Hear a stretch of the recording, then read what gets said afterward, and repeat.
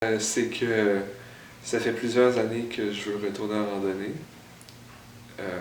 que je combats des troubles de santé mentale et que je suis sur une pente ascendante et là j'organise un projet de randonnée au Québec, en Gaspésie, de Matapédia jusqu'à Cap-Gaspé, pour m'en sortir, pour retrouver ma confiance en moi. Et ça va être un 40 jours de randonnée en autonomie. Semi-autonomie.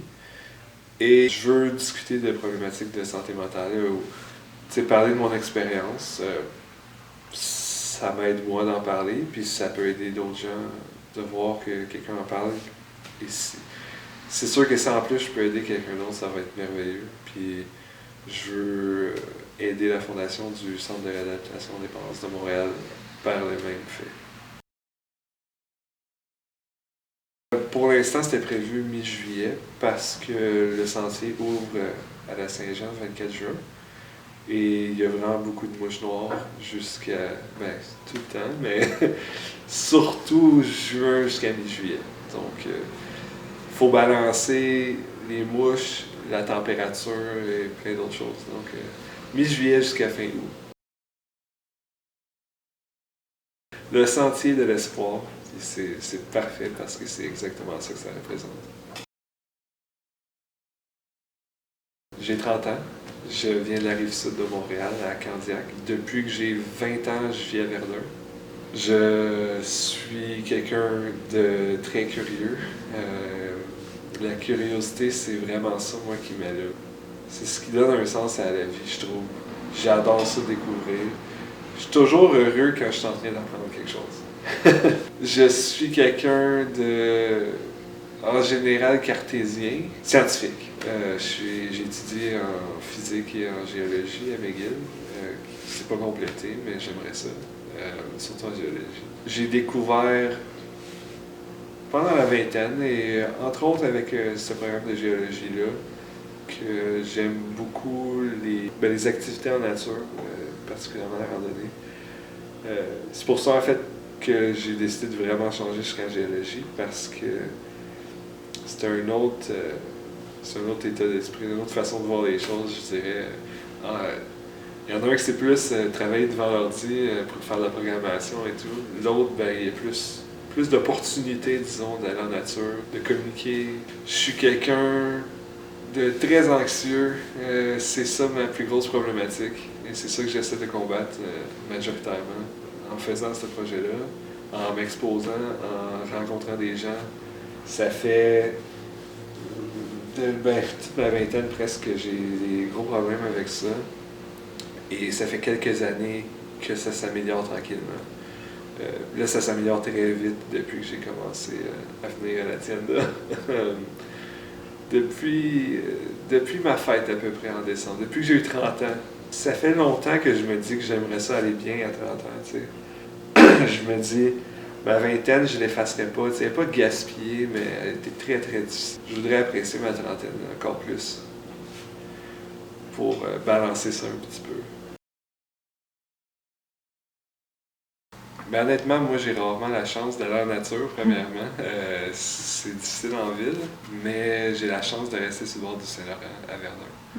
Je pense qu'on sait tous instinctivement que ça fait du bien d'aller marcher, de s'activer, mais pour moi c'est particulièrement spécial parce que j'ai tendance à retomber dans mes cycles noirs, disons, de me renfermer, puis j'ai besoin de m'activer à tous les jours pour rester sur la bonne voie parce que sinon, mettons que ça va bien 5 jours en ligne, une journée je fais rien, c'est super facile que le surlendemain je fasse rien aussi. J'ai de la difficulté des fois, souvent à sortir de chez moi. Plus je m'éloigne de chez moi, plus je suis anxieux parce que j'ai comme ce besoin-là, ce réflexe-là de retourner dans ma tanière en sécurité. En mettant en place des situations où je m'en vais comme en aventure, sur le bord de l'eau, loin, j'amène tout ce que j'ai besoin dans mon sac. J'essaie de me mettre un différent état d'esprit.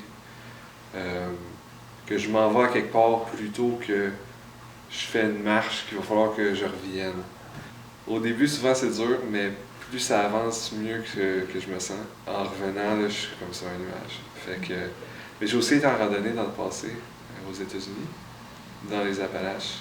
Et honnêtement, chaque jour était la journée la plus difficile de ma vie. Là. Sérieusement, mais aussi la plus satisfaisante. C'est de la souffrance. Chaque jour, par exemple, je savais que j'avais fait de mon mieux réellement. Puis l'activité comme ça, la randonnée en nature, c'est ce que j'aime, c'est que même quand c'est extrêmement dur, c'est une difficulté qui est linéaire, c'est un challenge linéaire. Ça prend de la volonté puis de la persévérance, de la force physique et mentale, mais tu sais exactement où la focusser. C'est ça, ça me libère de toutes mes incertitudes. Le Sentier international des Appalaches, qui est un regroupement de différentes organisations, à commencer par le Sentier des Appalaches aux États-Unis, qui est le plus connu, qui commence en Géorgie et qui finit dans le Maine. Il y a environ un autre 100-150 km, je dirais, pour se rendre à la frontière du Nouveau-Brunswick. C'est là que le SIA, disons, commence. Il y a une section de Nouveau-Brunswick d'à peu près 270 km. Et ensuite, on arrive au Québec, qui a le SIA Québec, jusqu'à Cap-Gaspé. Donc, tu traverses à Matapédia du Nouveau-Brunswick, tu traverses la rivière et tu es au Québec. Et là, tu marches pendant 650 km, environ 40 jours pour te rendre à Cap-Gaspé.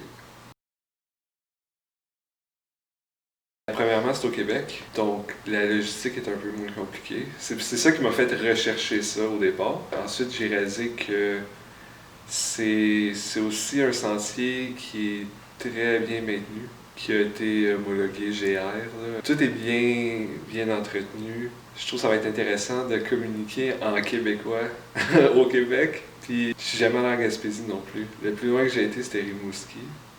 Fait que là, ça commencerait plus loin que Rimouski, jusqu'au bout de la Gaspésie. En même temps, il y a le pourquoi je veux faire une randonnée de aussi longtemps que ça, et avec ma nourriture sur moi, tu sais, ben, c'est pas 40 jours de bouffe, mais en autonomie, disons. J'ai besoin d'un défi énorme, disons, là. Je fonctionne mieux quand j'ai un gros défi qu'un défi moyen. C'est pas en autonomie totale. Ça veut surtout dire que tu transportes un moyen de traiter ton eau, un moyen de dormir en sécurité et un moyen de manger. Dans mon cas, ça va être jusqu'à 6 jours de nourriture dans mon sac. Ça fait beaucoup de poids quand même, je dirais 1,5 à 2 livres par jour. En plus, même ça, même 2 livres, les chances sont que tu peux pas avoir assez de calories. C'est comme impossible de manger assez pour pas perdre de poids. Là. Moi, je transporte 3 litres d'eau au maximum. Et j'ai un petit filtre gros comme ça que tu remplis un sac avec de l'eau, que tu écrases le sac et l'eau passe à travers. Des petites pilules pour traiter ton eau. Et puis moi, je choisis de transporter une tente et mon sleeping bag parce que j'aime beaucoup le sentiment de sécurité dans ta tente. J'aimais beaucoup le camping quand j'étais petit aussi. Fait que j'ai besoin de ma tente. Je me sens bien assis dans ma tente. Mais il y a des gens qui vont pas transporter de tente du tout parce que tu peux dormir dans des refuges. Presque tous les endroits sur le sentier, c'est des refuges ou des plateformes où tu mets ta tente ou un abri.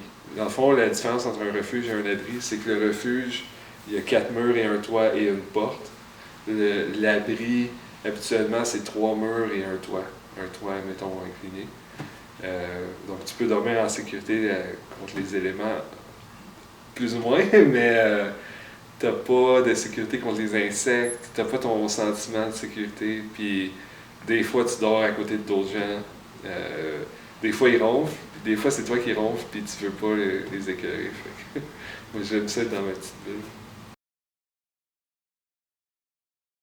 C'est sûr qu'il y a le défi physique qui est très intense, mais pour moi, c'est pas celui qui m'inquiète le plus. Quoi qu'il faut faire très attention pour pas aller au-delà de ses capacités, parce que le sentir tellement bien que tu vas un petit peu trop vite et tout à coup, là, tu sens que tu t'es fait mal à quelque part. Même pas besoin de tomber ou quoi que ce soit. Donc, il faut aller tranquillement, mais continuer d'avancer.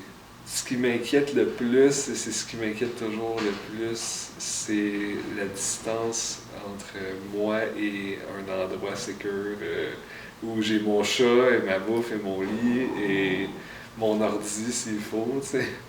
Mais en même temps, je me dis, quand je suis dans une situation où je suis tellement loin de chez nous que c'est plus facile de continuer une journée de plus, même si c'est une journée extrêmement difficile, que de revenir chez nous. Parce que là, premièrement, c'était pas prévu, il faut que tu trouves une façon de retourner. Même si tu avais un lift qui venait te chercher, ça prendrait genre 12 heures. Fait que ça te libère un petit peu d'être dans un autre monde complètement. Mais finalement, l'autre défi, c'est le financement, c'est sûr. Parce que au Québec, comme j'ai dit, c'est super bien entretenu, mais il y a un coût à ça. Puis il faut réserver ces plateformes de camping, les places en refuge et tout. Alors qu'aux États-Unis, c'est bien entretenu quand même, mais il y a une culture de gratuité. Donc, moi, j'étais habitué que tu arrives au refuge, et tu mets ta tente où tu peux, et c'est tout. Donc, les coûts, c'était juste la nourriture. Fait que je m'attendais pas à ça, mais je travaille pour le réaliser. Ma détermination, j'ai j'ai beaucoup de détermination quand je crois, c'est sûr. Dans le fond, mon énergie reste quand même haute quand je me décourage pas. Pour ça, d'avoir le support d'autres gens autour de moi, de gens qui croient à ça, qui s'intéressent au sentier, qui s'intéressent aux problématiques dont je veux parler, ça m'aide à... C'est essentiel pour me dire que ça va se passer, donc je peux me permettre de dépenser de l'énergie pour que ça se passe. Il y a une chose que je me dis tout le temps, une bonne amie que j'avais, une chose qu'elle me dit que je pense toujours, c'est s'il y a quelqu'un que je connais, que quand il décide de faire quelque chose, ça se fait, c'est toi. Puis je le sais parce que je l'ai vu plusieurs fois. Puis ça, c'est tellement précieux pour moi. Et je sais que c'est vrai, mais je l'oublie. Je suis en train de me le reprouver.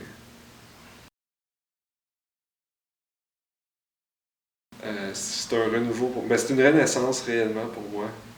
Ça fait tellement d'années que je vois pas de gens. Je crois pas que les choses vont s'améliorer bien bien. Ça fait aussi 5 ans que je suis allé en randonnée et que quand même je planifie qu'un jour ça va arriver puis je me dis tout le temps ah ben l'année prochaine. Et l'année d'après, ben j'ai pas les moyens, je suis pas dans une bonne situation. Je suis pas dans le bon état d'esprit, donc là c'est l'année suivante. Fait que ce que ça représente cette année, c'est que là, ça se fait maintenant ou jamais, puis let's go, ça va se faire. Puis j'ai aussi eu des troubles de consommation et en lien avec ce projet-là, ben je consomme plus du tout. Et ça me donne une motivation d'additionnel d'être en forme, d'être en santé, de ne pas consommer. Ça me fait voir des gens pour l'organisation. Ça me donne des reflets positifs sur moi, des gens, que je reçois des gens. Ça fait toute la différence. Il y a quelques problématiques qui me touchent particulièrement. C'est sûr que ça tourne souvent autour de la santé mentale, l'itinérance, mais les taux de dépendance, ça m'a tellement affecté. C'est sûr que ça m'affecte encore d'une certaine façon. Il faut quand même que je sois vigilant avec ça, mais la fondation de SADEM, en fait, j'ai reçu des services d'eux. Et ça a fait une grosse différence pour moi. Je revenais tellement loin que c'est graduel quand même. C'est une longue pente. J'ai été en désintox une fois au centre-ville. J'ai été 2 fois en session un petit peu plus longue, quelques semaines dans le programme Réadaptation interne jeunesse. Et ces séjours-là, ça m'a permis de prendre du recul, c'est sûr, de me sentir compris, de mettre de l'ordre dans mes choses, dans ma vie aussi, vraiment beaucoup. Comme faire mes impôts, tu sais, j'avais jamais fait mes impôts, j'avais 9 ans d'impôts à faire. C'était une montagne. Le genre d'affaires qui décourage, parce que ça a l'air d'une montagne, ça a l'air que la fin du monde approche, tu sais. Donc, ça vaut pas la peine ou t'as pas le courage d'arrêter de consommer, justement. Tu sais, tous ces obstacles-là que tu vois, tous les drames, les catastrophes qui s'en viennent, ça fait que t'as pas l'énergie qu'il faut pour t'améliorer toi-même. En tout cas, moi, dans mon expérience, avec les gens que j'avais autour de moi et tout, de se mettre à rire, avoir des fous rires après comme 4-5 jours, tu sais, que t'as pas eu ça depuis des années peut-être, de se souvenir à quel point tu peux avoir du plaisir, même dans des circonstances comme ça, tu sais, d'être pris dans un établissement hospitalier, tu sais, ça n'a pas l'air de fun. Ça ne l'est pas nécessairement, mais de communiquer avec d'autres humains, tu réalises que tu peux encore faire ça, et que ça peut encore être le fun. Fait que c'est super précieux. Très rapidement, c'est environ 2500 le tout en un pour l'effectuer. Puis je voudrais récolter au moins le même montant pour la fondation. Il y a l'hébergement, c'est sûr, qu'il faut réserver les emplacements où on va dormir. Des fois, il faut réserver un camping dans un village, pas le choix. Il faut s'adapter aussi à comment on va se sentir sur le sentier. Si on est capable de faire une journée plus longue pour se rendre au prochain abri, ou si on est obligé d'aller dans une auberge, mettons. Donc ça, c'est compliqué. L'hébergement, je dirais que c'est le tiers. La nourriture, c'est l'autre tiers. Et puis, il manque encore un peu d'équipement qui serait le dernier tiers. C'est presque également séparé, en tout cas. D'une certaine manière, mon voyage, j'ai investi dedans depuis longtemps, là, tu sais. Mais pour l'immédiat et pour la fondation, pour aider à récolter des dons, je fais des créations artisanales. C'est des bracelets comme ceci. Ça, c'est le mien, là, c'est mon trésor. Lui est en titane. Mais dans le fond, c'est ça, c'est des anneaux que je commande d'une compagnie en Ontario. Fait que c'est ça, je fais des bracelets et des petites tirettes, comme on dit, là. Dans le fond, c'est comme pour mettre sur un porte-clés ou mettre sur un zip de sac à dos. Et à chaque année, j'essaie d'apprendre une nouvelle technique pour faire des cadeaux. Ben c'est ça, j'espère que les gens vont les aimer autant que moi je les aime. En fait, je reste à Verdun depuis presque 10 ans. L'Hacienda, ça fait quoi, 7-8 ans? 8 ans qui sont à Verdun, mais je n'étais pas rentré avant fin octobre, début novembre 2019. Et c'était un petit peu un hasard. Je me prenais, il pleuvait, puis je voulais voir. C'est ma mère qui a découvert ça, puis qui m'en a parlé, puis je suis venu voir. Mais vu que c'était Compostelle, tu sais, moi, je me disais tout le temps, ben, j'aurais jamais les moyens d'aller en Europe, tu sais, puis. Fait que c'est pas ma place, là, puis fait que je checkais pas, mais j'aurais dû, parce que quand je suis venu, j'ai réalisé que c'était tellement plus, et ça m'a impressionné parce que j'étais un peu fanatique d'équipement. Euh, Tu sais, ça fait des années que je magasine mon équipement, fait que j'ai vu que la sélection était spéciale comparée aux autres magasins, que tout était vraiment bien pensé. Puis c'est ça qui m'a fait revenir. Il y a quelqu'un qui avait dit pendant une conférence, puis je suis vraiment d'accord, c'est un endroit de vie. C'est agréable, c'est beau, c'est chaleureux et ça tourne autour d'une de mes passions, tu sais, c'est sûr. Mais aussi, je trouve que les gens qui viennent ici sont c'est comme un lieu de rassemblement pour des gens qui ont des projets existants. Fait que souvent, les clients sont optimistes, sont enthousiasmés par les futurs projets. Puis c'est contagieux.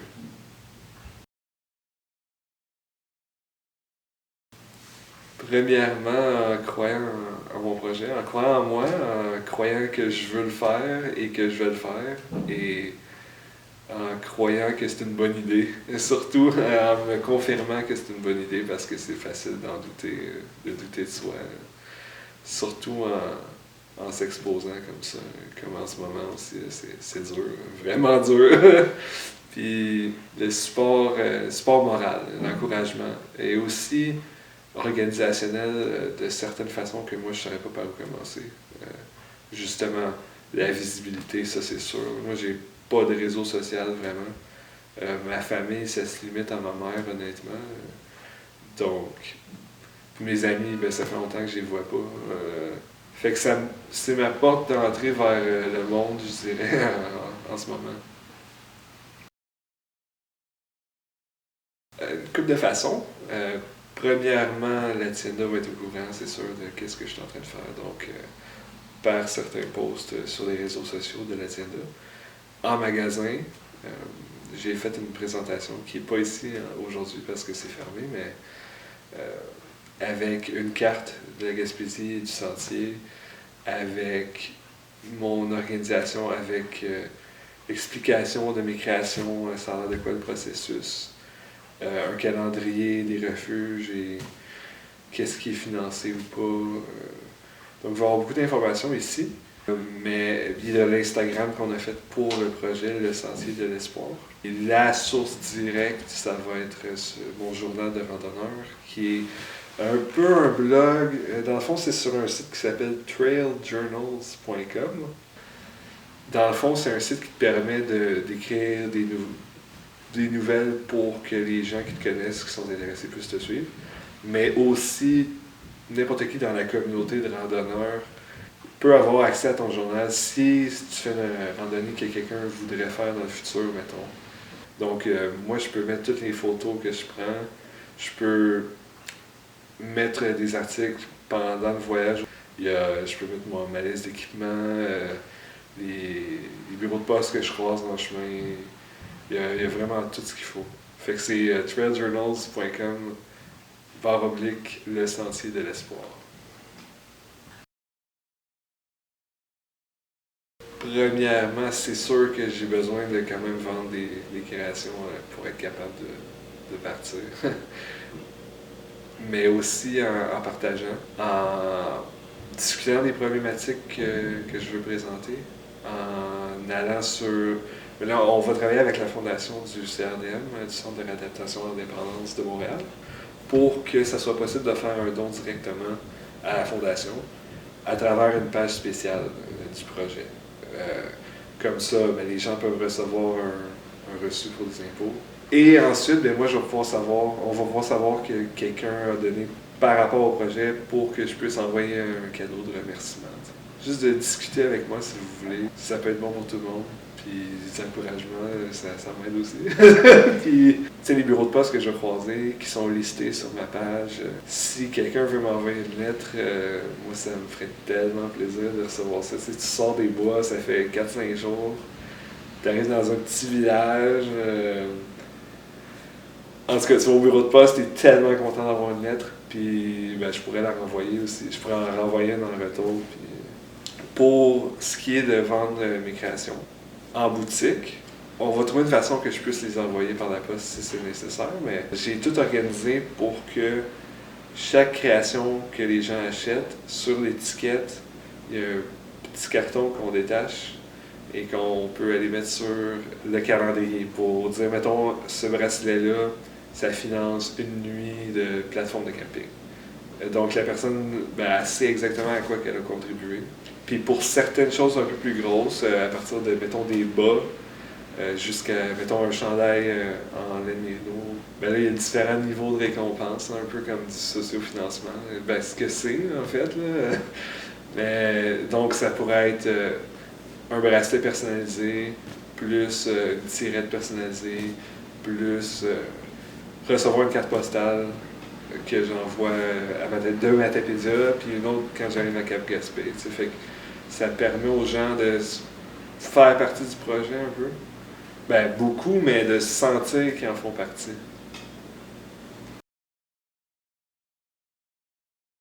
Pour l'instant, c'est tellement un gros projet que je focus là-dessus le plus possible. C'est pas mal un travail à temps plein pour moi.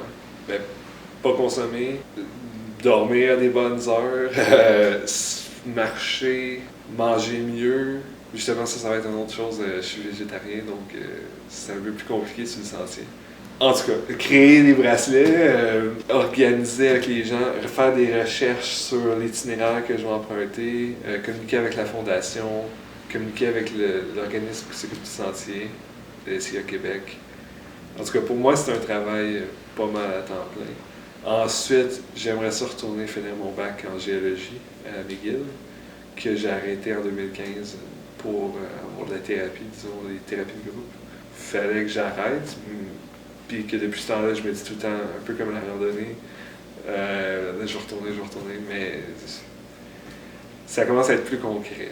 Ça serait mon projet à moyen long terme de retourner finir. Peut-être que je retournerai en hiver 2021.